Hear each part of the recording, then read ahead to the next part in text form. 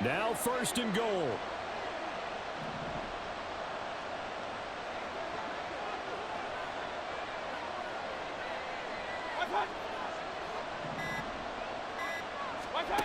Now Mayfield. Escaping the pressure right. And he just throws this one away. Smart decision here this close to the end zone, and it brings up 2nd down. I see you nodding your head up and down. That's a very heady decision at this stage of the game. Out of the pocket, nowhere to go. Just get rid of it. That's a smart play because you're not worried about your completion percentage, and you're also not trying to force it into bad traffic as well. Throw the ball away, live to fight another down.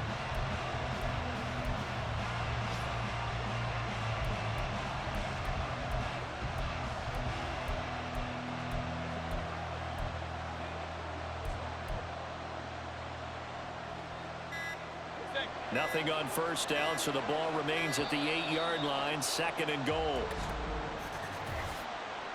Delay of game, offense. That flag accepted, and it backs the offense up a little bit. Still 2nd down.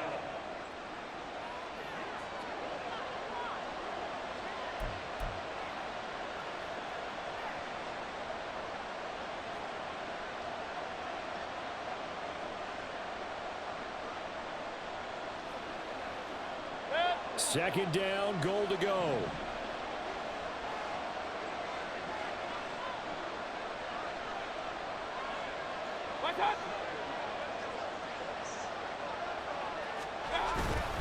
They run straight ahead here with White.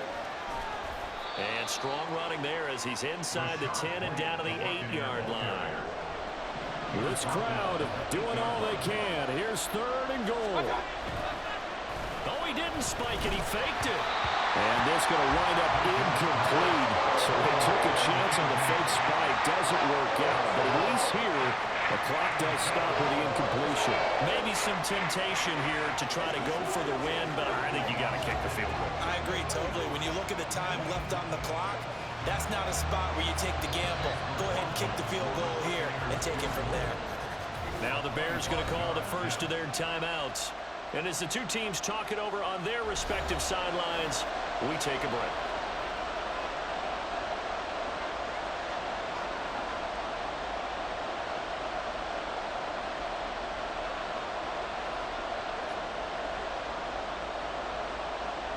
So the field goal unit is on the field as this is a big spot right here. 4 seconds to go. This would send us to overtime.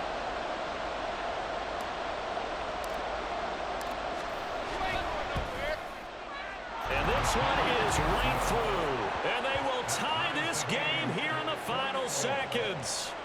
So a money kick there in the final seconds. And now, barring any hijinks on the kickoff here, partner, I think you and I, we're going to settle in for a little overtime. And I wouldn't have it any other way. This has been a dogfight all through regulation.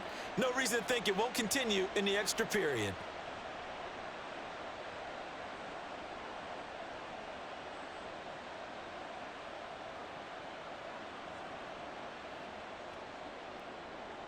Chase McLaughlin, the kickoff for the Buccaneers. So overtime on the horizon, barring a wild finish here as the kick's away. And with time a factor here late, he'll just take a knee and they'll put it out to the 25.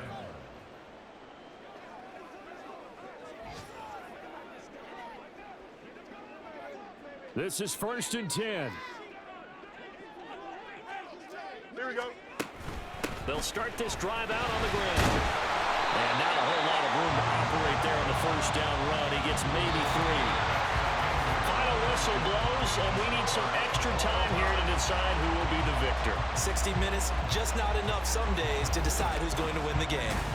And here in overtime, if the team that receives the ball scores a touchdown, it's over. If they don't, we can still have some more football. That's exactly right. If they go down and kick a field goal, the other team gets a possession to either match it or score a touchdown to win the ball game. If both teams kick field goals, the next team to score wins. But if the receiving team throws a pick six or fumbles the ball and it gets picked up by the defense and they score, the game is over at that point.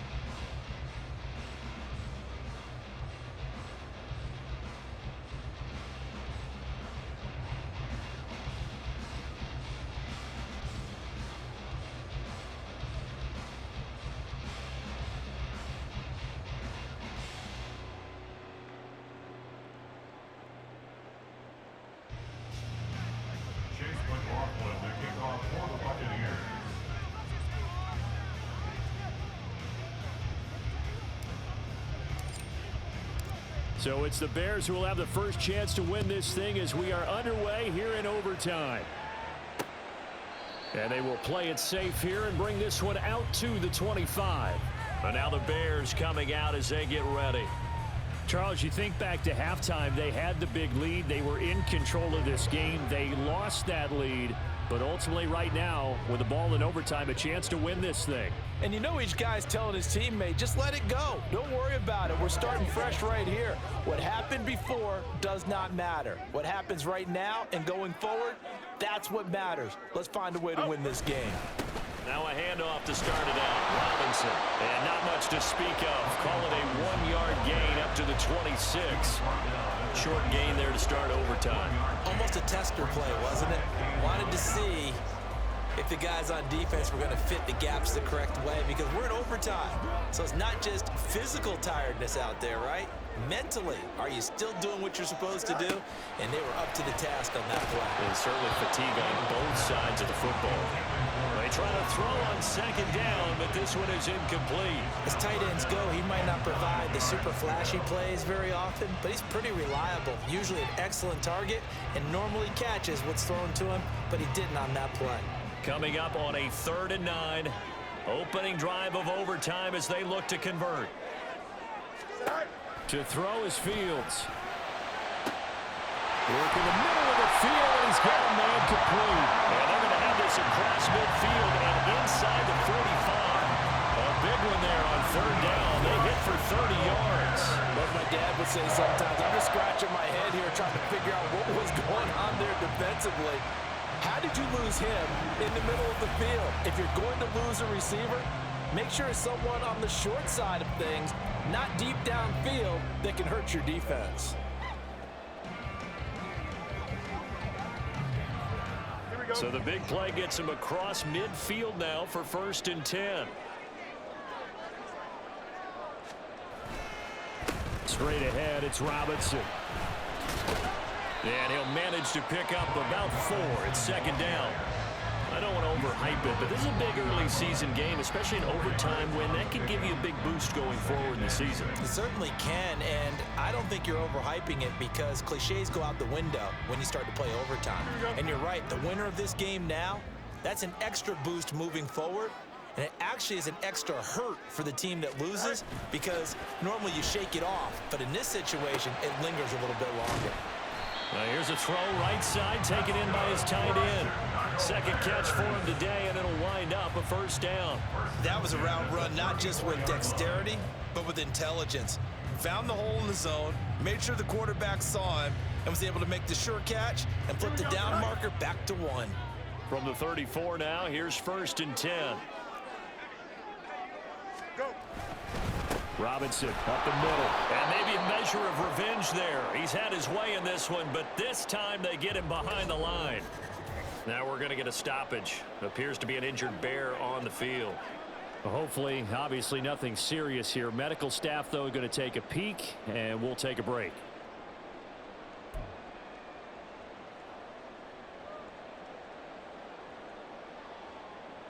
We'll play only the 1 overtime here. If time runs out, it'll be a tie as they come up on 2nd down. And he is met in his tracks behind the line of scrimmage. That'll wind up as a loss on the play, so now they're staring at a 3rd down and 12. Well, they went back to it, but the results were similar, so I highly doubt that he'll get another opportunity here on 3rd and long. 2 running plays, each lose a yard. They'll need to do much better now on 3rd and 12. Fields.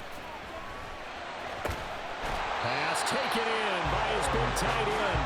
And this is going to lead to another 1st down as the tackle's made at the Bucs' 20-yard line. It's a pickup of 16 there, and it'll lead to a new set of downs. So he hooked up with a veteran there, and in overtime, that's not a bad idea. Go with the age and the experience. Yeah, because sometimes the young guys, they give you the fresh legs and give you all that bounce. But in this type of a situation, sometimes those legs slow down a little bit as the enormity of the moment overwhelms them. The veteran guys, they tend to come through.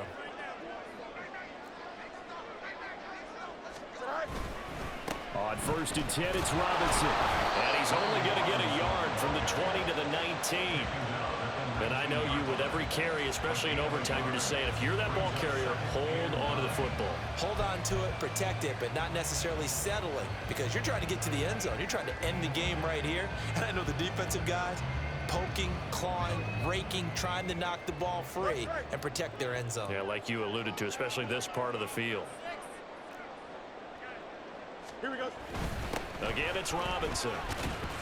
He'll get forward for 3 down to the 16-yard line. Just not a whole lot of room to operate there on that carry. No, not at all. They did a really nice job staying in their proper places and not allowing any lanes to open up. Opening drive of overtime, and now facing a 3rd down and 6. Big play coming up. Now it's Fields. Flushed out right. And he's into the end zone for a touchdown and a game winner in OT. We needed extra time to decide this one. The rushing score and OT finishes it off, but all throughout, really just a great game to witness. I agree, and the whole time we were watching and working on this game, I had it in the back of my head. We could get to overtime. Just the way this game went, the ebb and flow of it all. And then to get there and finish it what I would call old school way, a running play, because in today's NFL, we throw the ball to ring the bell, don't we? Not there. They ran it in. And again, just a great, great game that we bore witness to. So for Chicago, they get back in the win column as they move to 2-1 now on the year. And they'll get to stay home again next week. Meanwhile, for the Buccaneers, the early struggles continue as they'll sink to 0-3. And they'll get a chance to redeem themselves at home next week. So that'll do it for us. For Charles Davis and all our crew, I'm Brandon Gaudin. You've been watching the NFL on EA Sports. The Bears get the win at home as we say so long from Soldier Field.